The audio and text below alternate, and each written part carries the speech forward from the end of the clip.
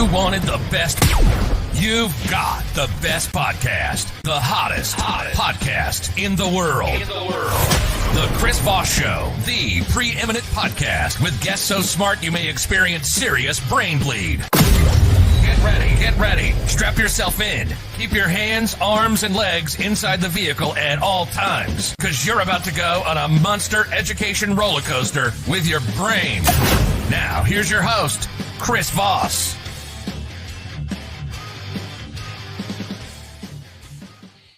Hi, folks. Chris Voss here from the ChrisVossShow.com. The ChrisVossShow.com. It's on fire. Hey, guys, welcome to the show. We certainly appreciate you guys tuning in, and we're all strapped in and ready to go. Make sure you refer the show to your family, friends, and relatives. Let them know about the show. Also, if you get a chance, go to iTunes and give a good reference or referral to the show. Say good things about it. Give it the 5 stars. We certainly appreciate it there. We're trying to get over the 100 mark. That would be really nice. For like 10 years, I never asked anybody to do that. And then finally we got around to it. So please go over there and support the show. Remember, it's the family that loves you but doesn't judge you. The best kind of family there is. Also, go to our big LinkedIn group, 122,000 people there on LinkedIn, and also our LinkedIn newsletter. Subscribe to that, baby. That thing is freaking awesome. Also, go to all of our groups, Facebook, LinkedIn, Twitter, Instagram, all those places the crazy kids are playing, and see what we're doing over there. Go to my website for leadership, Chris Voss, leadershipinstitute.com. Today, an amazing gentleman on the show. He's going to be talking about some of the things that he does in the world of leadership and also retail business owners, cash flow, and profit. Alvin Narsey is on the show with us today. He has had an exciting journey buying and selling multiple pharmacy businesses in Australia. And over the last 16 years, he's known for his ability to simplify the fundamentals in growing retail businesses. He has a framework that boils down to implementing the basics, focusing on cash flow and profit, and from day one, setting everything up for your retail business runs without you. Welcome to the show, Alvin. How are you? Oh my God, Chris, I'm really, really good. Thank you so much for having me. And that's an amazing intro. I could not have said it better myself. Thank you. Well, we try. I've done a few intros in my day. So give us your .coms where people can find you on the interwebs. Yes, absolutely. So alvinnarsey.com is where we usually are at, and we're going through a website redevelopment. But in the interim, because I know this is going live, if we want to continue the conversation, look me up on LinkedIn and on Facebook. They're really the best places to come and hang out with me, and we can continue the conversation. There you go. Now, you're a retail business cash flow and profit coach. How did you get started doing that? Yeah, absolutely. Great question. So like you mentioned in my bio, I used to live in Melbourne, Australia, and I bought and sold pharmacy-based businesses. And, we had this thing called the pandemic, as you know, that was happening for a few years.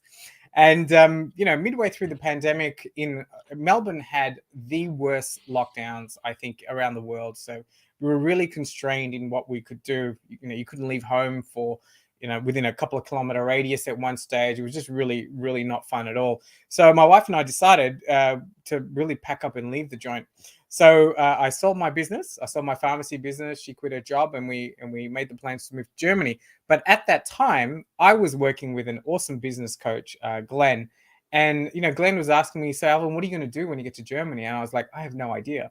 And so he suggested, you've been a really good client. Why don't you be a business coach yourself? And I was like, that was food for thought. Thought it over, had dinner with him, and, he brought it up again. And so I was like, Glenn, I have no idea what I'm going to coach. What do I do? And he came up with this concept. Well, he suggested, go back to when you first started business. What would you have wanted, your future self to tell you? Or, if Superman came along, what would you have wanted help with? So that's what I did. I just basically looked back and thought, what do most people need and what I needed when I first got into business? And that was really understanding the fundamentals, cash flow, profit, and those kind of things. So that's how I got into this gig. Awesome sauce. So, if I went to Germany, I'd just focus on drinking beer and hanging out with those broads that hold the beers. But I'm single, so that's that. So that's kind of interesting. So tell us about the pharmacy business that you used to run and how many years and some of the impact that went into laying that foundation for you. Yeah, absolutely. So I got into my first business when I was 26 or 27 years old. And I hustled my way into a pharmacy partnership and, met some really cool guys. that we went into business together. And basically, we bought and sold pharmacies over a few years. And 10 years into our partnership, we decided to go our separate ways. So I was just working on growing one of my pharmacies that I had then, which I just sold just before I came. So, pharmacies in Australia, they're essentially retail models, very much based on the US models like Walgreens and, Drug Right and Right Mart and all those kind of things. So there's a heavy retail component. And really, with medicines anyway, when you're purchasing something and you're selling it, the whole retailing principles apply. So, pharmacy was a really, really fun game. I mean, I studied as a pharmacist. I enjoy working with patients and clients and wearing the white coat and that kind of thing. But when this pandemic came, it was a good time to leave, and it made it easy because I had always been taught by my business coaches to always set your business up like you're going to sell it. So when we made the decision to finally leave, it was a very easy process. All my numbers and books were in order. Everything was in order. I just really had to put it on the market, and it sold pretty quickly. There you go. A lot of people don't learn that. In fact, I had the Exit Rich author on a couple times now. She's been on. I think she's based in New Orleans, and she's sold, I think, thousands of business, bought and sold. And one of the things she teaches people is to build a business. I always built all my companies as an empire, and I was like, these are going to be around forever, and they weren't, because either partners or market things happening and everything else. And she's like, build a business to sell. And so I kept, I learned that recently. I think a couple of years ago I had her on. I was like, I never really thought of business that way. I always thought of, we've been doing the podcast for 12 years. The Chris Voss Show has been around for 12 years. I think in August it turns 13, actually. Wow. Yeah, it is kind of wild to look back on. You just look back and you're just gonna, that's a lot of work. You look at all the posts on the Chris Voss Show. I think there's almost 5,000. You just go, wow, somebody was busy. That was a lot of coffee or something. There was a lot of drinking during those years, so something went on. But you also have a podcast and a YouTube channel. Do you want to plug that? Absolutely. So I started my podcast, which essentially was because I recorded season 1 in advance, because that's what I was doing earlier on. So it was a micro podcast, and I figured my target audience are retail business owners, so they're more than likely going to be working a lot in their business. So I thought, and it was one of Gary Vee's idea from a couple of years ago when Anchor first came out, that app, that podcasting app, to do a short show. So that's what I did. And I just focused on very basic questions, the same questions for every guest: cash flow, profitability, KPIs. And it was meant to be, just quick bites of information, and that's why it's called Alvin's Bites, that you could listen to on your way to work, in the car. So it was meant to be short and sweet. So yeah, I did a whole season, about 13 episodes of that, and I'm slowly releasing it. And I'm looking forward to doing season 2, where I'm going to be going in depth a little bit more with retail business owners. So I'm doing all the legwork for that, making sure we've got guests and all that lined up. So that's my podcast. The YouTube channel has been a lot of fun. I also use StreamYard, and I use YouTube as a way to put out my podcasts as well, and also to put out lots and lots of free content, which I stream across multiple platforms, which you can do with StreamYard. So that's what my YouTube channel is all about, just to give value to people so they can easily follow along, and make some changes and have some impact. I'm looking over your Instagram too, and it looks like you talk a lot about cash flow. How important is cash flow to business? What do you find a lot of owners struggle with? Because a lot of people, when we used to buy out companies, we found a lot of people, their burn rate got to them. And they didn't think they'd run out of cash and money, and then they did. And when they did, they were usually asset poor and cash rich, or asset rich and cash poor. Yes. And they were perfect for the picking. Totally. So yeah, I mean, cash flow is one of those business fundamentals that we often forget about, right? And it's really important to the business. And I think most business owners, and I've talked to retailers in particular, but I mean, cash flow is a general thing across all business. And I think it gets confused, because quite often when a business owner finally gets to understand their cash flow is either when they're in really, really big trouble, or when they get a report from their bookkeeper or the accountant every quarter or every month, whatever, and it's piled in with all these other numbers.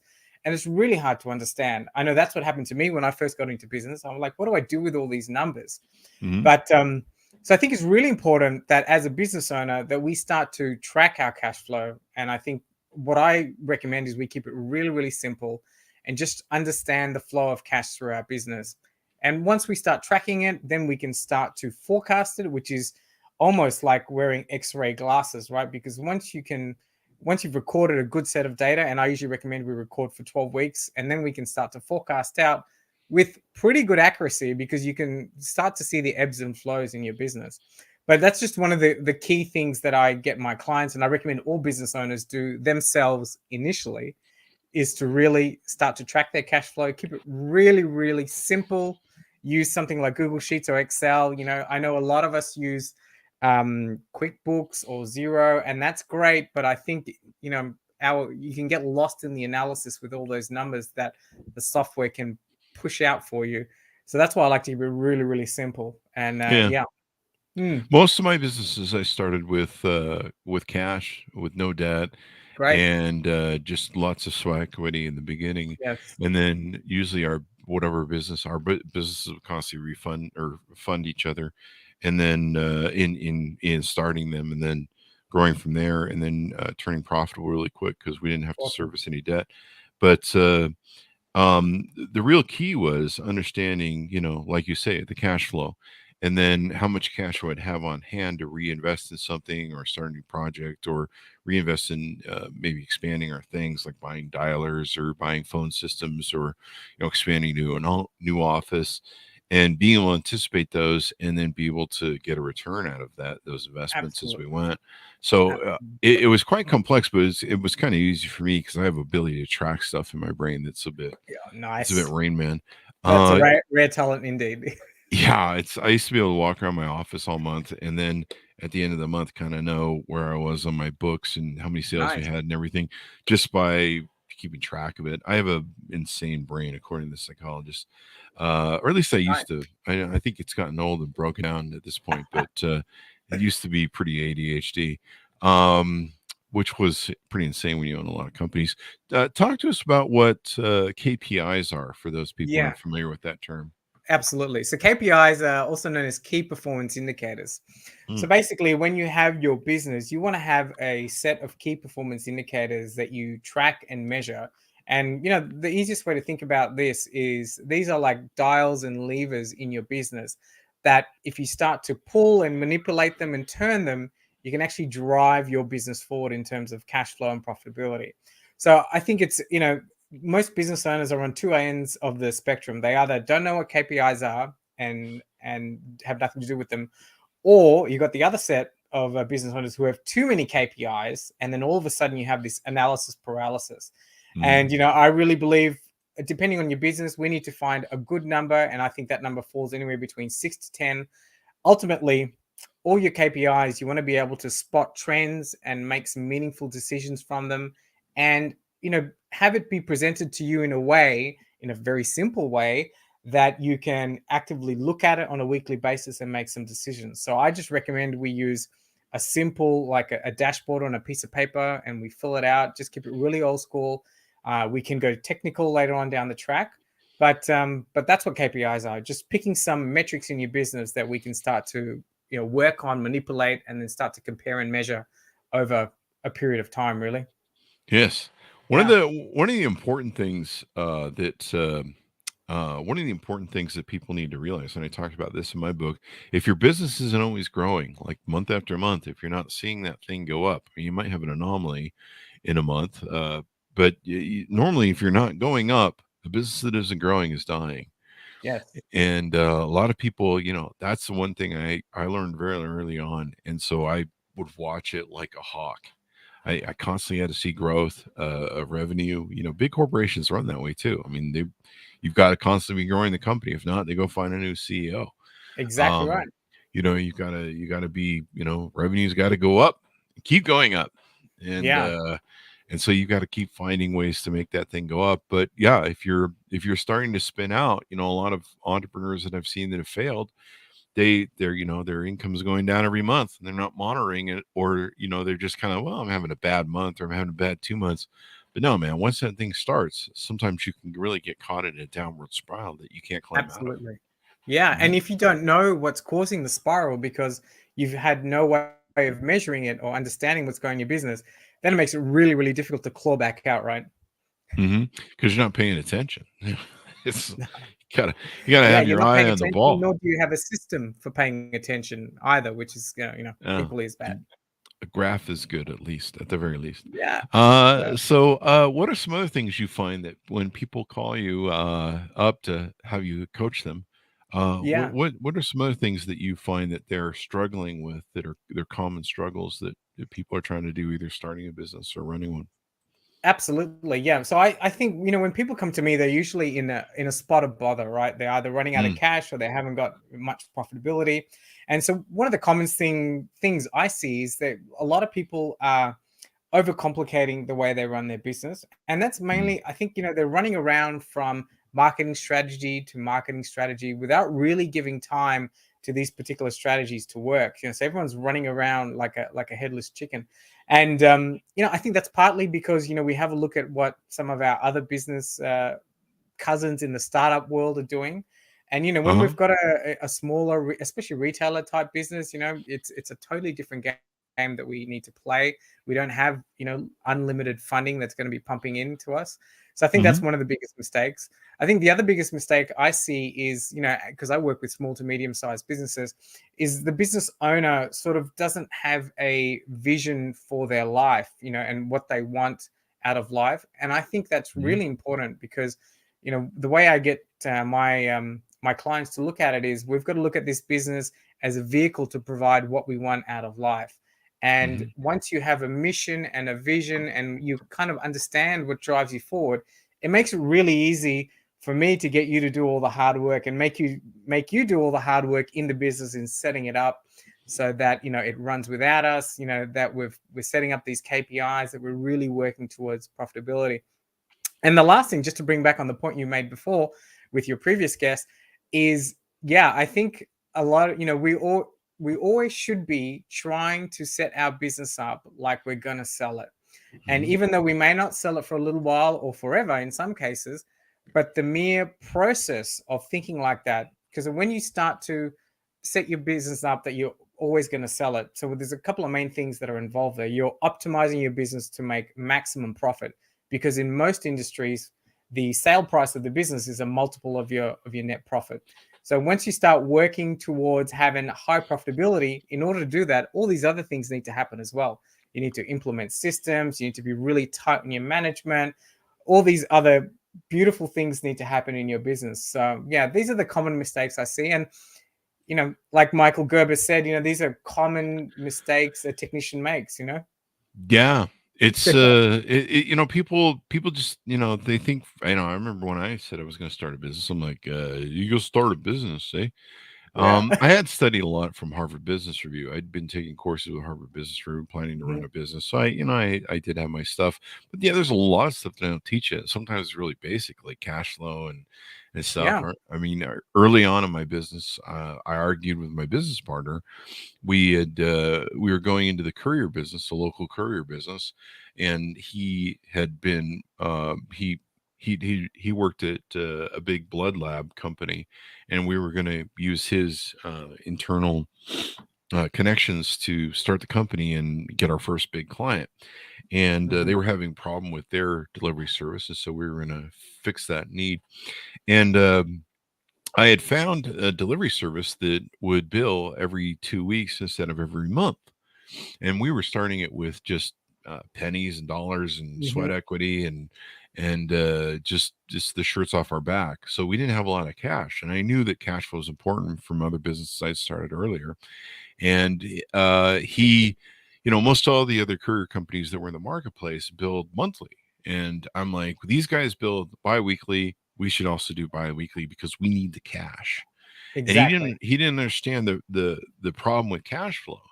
And literally that decision was probably the one that made our business, because what people don't realize is with cash flow, if you're billing monthly, you always have those guys, they always go 60 and 90 on you. Exactly. They always kind of delay out 2 or 3 bills, and they're always carrying it. And then one of the problems is by the time you get to 90 days and something, you're probably not going to see your money. And then when you do, you're losing 90 days worth of money. It goes to collections or whatever. Absolutely. And that's 90 days worth of money you lose. And so I had to explain to them, I said, the beautiful part about billing every 2 weeks is by the time they get 3 bills behind, we can start cutting off services, and we're only 3 weeks or a month and a half into losses instead of 90 days of losses. And it made all the difference in the world. We had that business profitable in about 4 months. We self-funded it, and then within a year and a half, we self-funded our next business, and both lasted for 13 years, then 20 years. Fantastic. Yeah, and really just that vision of being able to turn that cash flow over is really good. One thing you help companies do is increase margins and paying yourself first. Let's talk about that a little bit. Yeah, absolutely. Yeah, margins is often one of those overlooked things a little bit. And it also, again, I think it's about, a lot of people are scared to raise their margins because they're really upset they're going to sort of upset the marketplace, so to speak. And on the other end, a lot of people raise their prices without respect to the marketplace. I think it's about finding that balance, and understanding what value we provide to the clients or customers, and how far can we push the margin up based on the value that we provide. In my game, in retail, this is such a common theme because a lot of retailers fall into the trap of discounting because the other shops and the big players are discounting as well. So it's really important that we try not to go down that road if we need to, but if we are going down that road, we really need to have a look at whether we want to play that game in the long run. So pricing is one of the big pieces that I work through with clients in trying to optimize that. And really, it sort of falls back on understanding who our ideal customer is, our ideal client, our avatar, and really making sure that we are looking after them and providing them with the best possible value, and then pricing accordingly. So it's a simple process. Everything I do is simple, but it's often overlooked. Yeah, it's a lot of people, they get lost in the minutia too of running a business. You're chasing your tail all the time. You're just trying to stay above water. You're just trying to keep the plates spinning, and it's a big plate game. And it can be a challenge that way where you start losing your mind, and then you don't keep your eye on the mechanics of the basics of it. I used to always call it going back to the basics. A lot of times when I start losing money, it's because I'd gotten off my game somehow. Either I was having too much fun, or I was focusing on innovating something a little too much, than rather just, okay, is the basics machinery running, or things that get off the rails. It's constant challenge. And you go to work every day and you got fires, put out, some employees pulled a stunt and lit half the place on fire, or quit, or That's right. I don't know. I remember one time we had, my secretary ran off with one of the salespeople. They were both married, and they just decided to leave one day and run off to another state to escape their business partners. I mean, that, and I think we caught someone on the copier doing the deed with each other one time. There's always something. When you get thousands of employees, it's a load of fun, man. I used to come home every day with 4 or 5 stories. I bet that I'd be like, you won't believe what happened today. It's an adventure. In fact, I could have 4 books of 4 books if I would have written them all as they were happening, of all the employee stories that happened to me. Just crazy. Some of them in my book, the good ones, but a lot of them got blown out. What are some other aspects you want to tease people out on, or talk about how you build high performing teams and other things? Absolutely. Yeah. So one of the missing pieces, I think, for retailers and really all business owners, if you have a team and you want to drive profitability, is really trying to get the team involved and really developing and creating a rock star team when it comes to driving your business forward, right? Because eventually, ideally, we want to try and get you away from the retail floor, or doing all the grunt work in your business, and ensuring that the team are driving the business for you. And part of this whole transformation is again all the basics, but just really ensuring that your team are actually aware on what they need to sell, how they need to look after the customer, what value they can provide to the clients and customers. And then, if I strip it back also to a retail setting, in our game, it's really important to just ensure that you have a system for training your team. This is often overlooked because, especially if you're running a retail business, and many small to medium business size owners, they put off the whole team training thing because, they think it's going to cost them too much money. You got to do it after hours. I got to buy pizza and all this kind of thing. But really, I think it's such a lost opportunity, because once you start to develop your team, your actual team member gets more engaged as well, because they're coming to work knowing that they're going to be learning something that's going to help your clients, and they know they're going to help the clients a lot better. So, I think creating that rock star team is really, really important, and often, again, overlooked. Yeah. In today's world, with the Great Resignation, a lot of companies, if the employees aren't engaged, if they aren't happy, if they don't feel like they're what's the word I'm looking for, fulfilled, Yes. which is kind of a weird, I used to have a boss back in the day when I was young, where the people would say, I don't understand these employees now that are coming out where they want to be thanked on the job. We thank them every 2 weeks. So there goes a paycheck on Friday. That's the thank you, folks. But, I kind of get it. People want something more. I need something more, whatever. To me, I'll just take cash on the barrelhead. I'm good with that.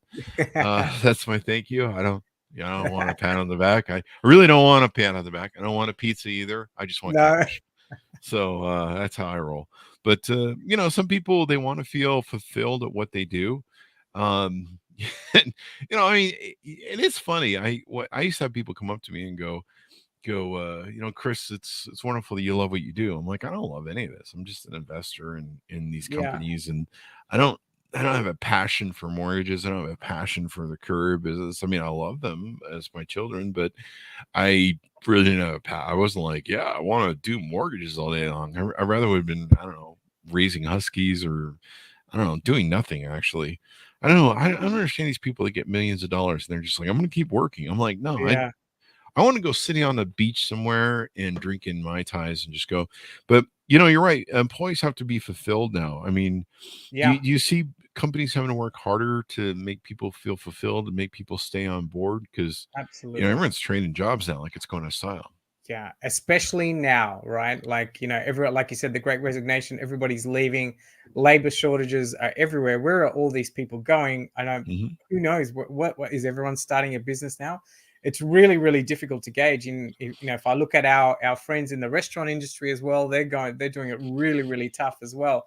But where are all these people going? But I think, that's just one part of the piece, is trying to get them more engaged at work by helping them learn and grow in their position. And I think, we can move a step closer towards, hopefully trying to fill that gap.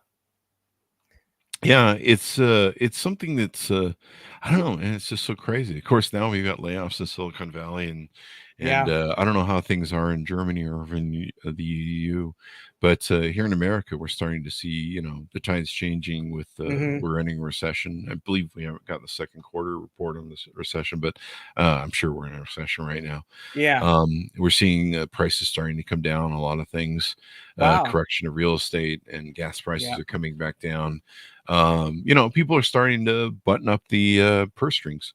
And that's just going to happen, especially when inflation gets kind of out of control, and people are like, hey, we pretty much had gas almost double over here. I don't know what it did in Europe there.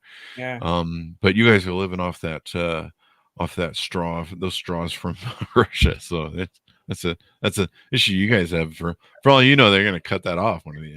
I think it's anticipated they are going to cut it off. There's some review thing happening, and it's suspected that that's going to affect us, which is why the government here are trying to really work at trying to pull some other strings and make some other relationships happen. Yeah, it's kind of wild how things turn out that way. So anything more you want to tease out or entice people to ring you up? I would.